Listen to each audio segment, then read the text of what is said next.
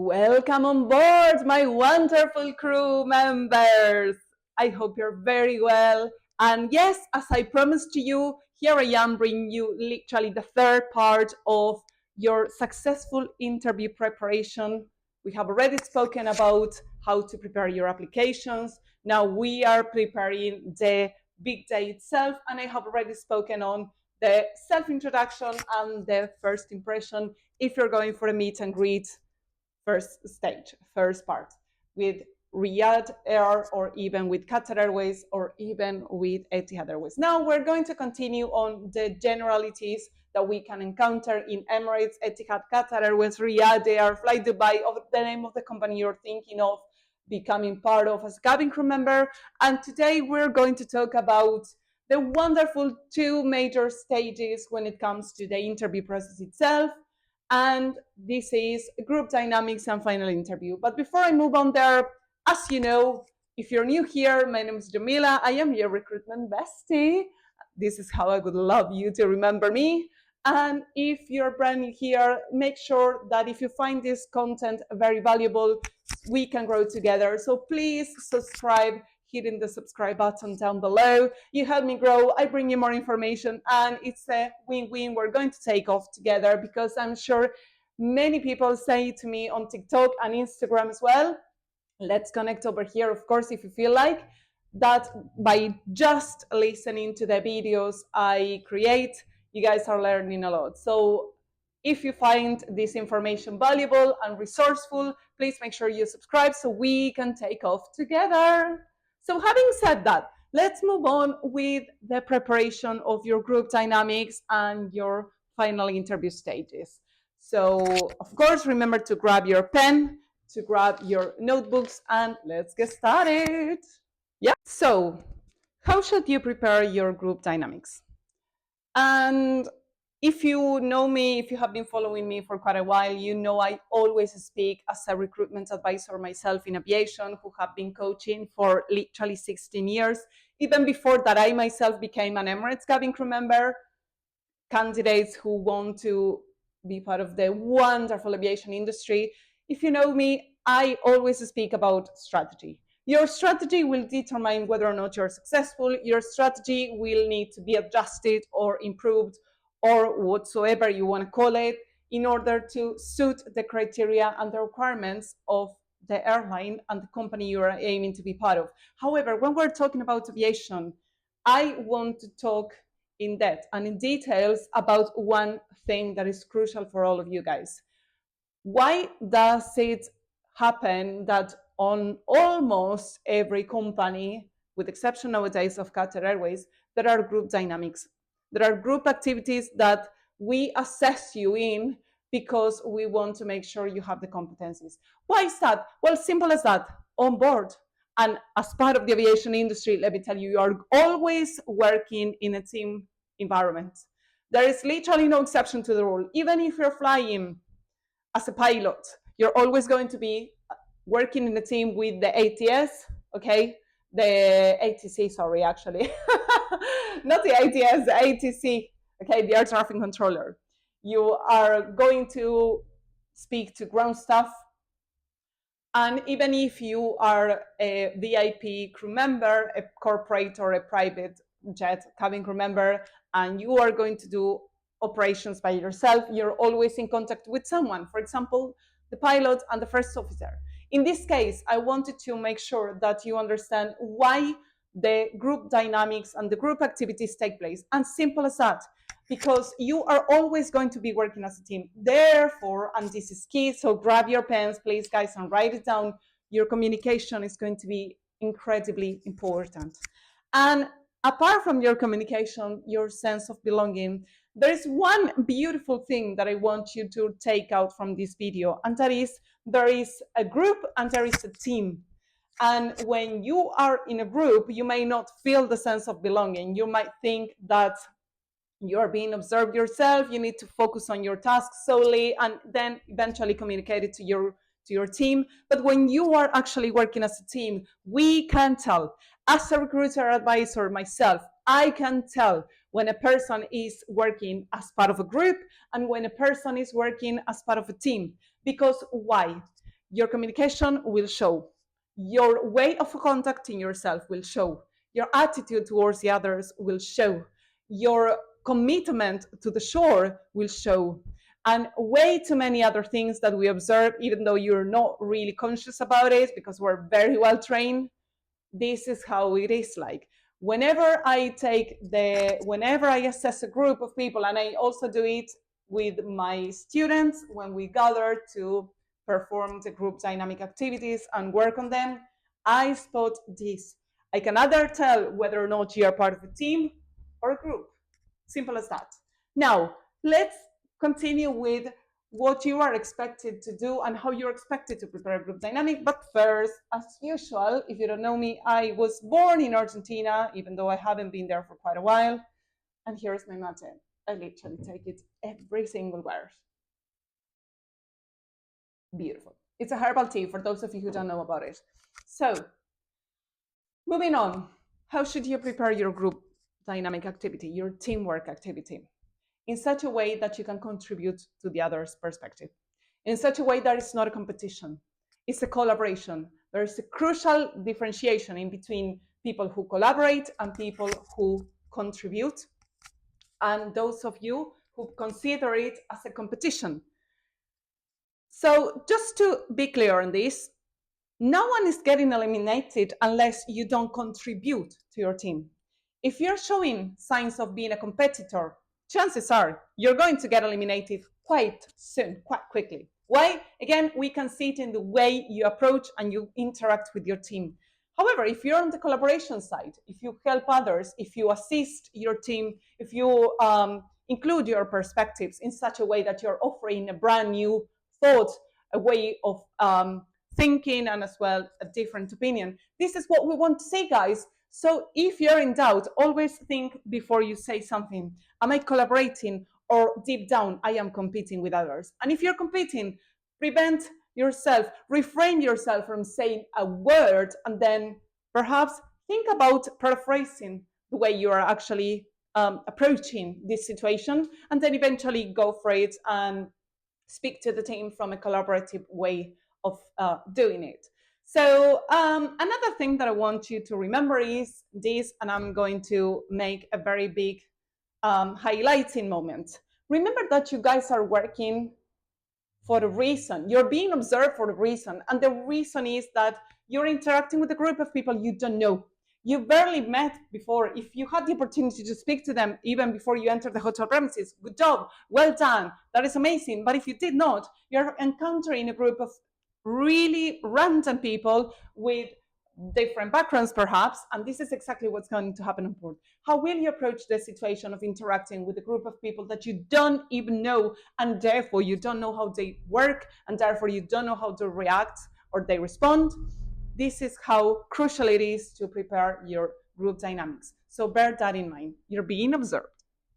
So as a recap, we want to see collaboration versus competition. We want to see you're bringing new ideas and being creative versus putting people off or just telling them what they should be doing. We, again, don't want you to be the kind of leader that is all the time bossing people around. That's not how it's supposed to be. Even though you may have seen or may have heard or may have thought that perhaps standing out from a leader's perspective is amazing. Well, not really. We want to see leadership if you are the pilot in command, if you're the first officer, of course, as well in command. But in cabin crew member, just don't do it yet. Yes, you're okay to take initiative if the situation needs it, but we don't want leaders in a group activity. So remember that as a brain tattoo, like one of my absolute favorite authors says, and I cannot remember his name. Anyway, moving on to the next piece of information on how to prepare your final interview. Moving on with final interview, guys. Yes, I hope you have your mate, tea, or coffee, because we're going to talk about the crucial moment of the interview process. And the good news is that if you got to arrive to the final interview stage, good news again, you have everything we're looking for in your professional profile. Now, it doesn't mean you've got the golden color ready. You need to fight for it. You need to defend yourself in such a way that you need to sell yourself such as conscious and ideally as we want to see you, because we want to make sure you are the one. You are the one and only we want to see on board. Well, not the one and only, but the one we are aiming to see on board in that beautiful uniform you have been dreaming of and you have always put picture yourself as. So now, having said that, what is a final interview stage? Let's understand it. If you have been following me for quite a while in TikTok and on Instagram, you already know that it is the moment of truth. Yes. What does it really mean? It means that it's the moment where we are going to assess you thoroughly, individually, personally, and in real, very specific manner. Let me be honest with you. I know you're going to be scared and kind of nervous when you are in front of me, that you are considering me, I am the one and only who decides. First of all, I wanted to make sure that you understand this. I don't get to decide if you are going to get hired. The hiring manager, who is on top of me with regards to the hierarchy, is the one who is going to decide your suitability for the role, and therefore is going to be the one who says, yes, send him or her the job offer, yes, call them in order to get for them to get the golden call. But I am not the one. So please avoid anything regarding this kind of feeling that I get to decide a yes or a deadly no. Because I'm not. I'm not the one who is responsible. However, I am responsible for taking notes and observing you. I am the one who is responsible for understanding whether or not you have everything that I want to present to my hiring manager and therefore my team in order to show them that you are a great and suitable candidate. So how would I do that? By asking you questions. Simple as that. I am a human being, you are a human being, so remember that, please.